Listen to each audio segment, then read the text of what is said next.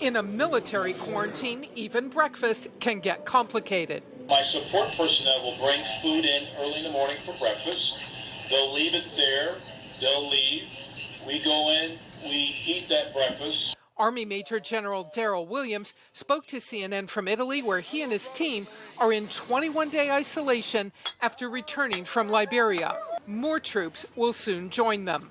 There'll be another 30 who will come back in about 2 days, and then another 35. The Army has ordered all troops returning from Ebola-stricken areas in West Africa into quarantine. It's very important that we send a clear message that we are protecting not only our soldiers and our families, but the local communities. Defense Secretary Chuck Hagel facing a dilemma. The Joint Chiefs of Staff recommend that all services put their personnel serving in the Ebola area into 21 days quarantine, just the way the Army is doing, even if they are not exposed to Ebola. That contradicts the Pentagon statement that most troops have no risk.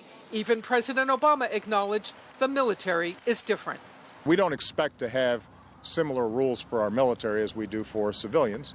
The Pentagon struggling to explain whether Hagel supports broadening the Army-wide quarantine to the entire military. I'm asking you, does Secretary Hagel support General Odierno in terms of all Army personnel going into 21 days of monitoring?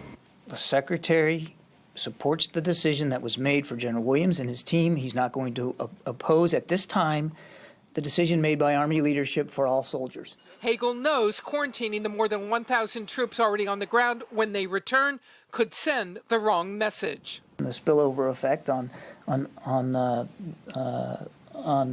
other agencies and the American people certainly are on his mind. General Williams says his team went to some of the toughest areas, including the labs testing samples for Ebola. As you watch the healthcare workers coming out of the red zone, you would see someone who was totally drenched in sweat after only 45 minutes. That work, Williams says, is so vital, the inconvenience of a quarantine is more than tolerable. Those plastic gear, the food items that we ate off of, are then discarded and burned later.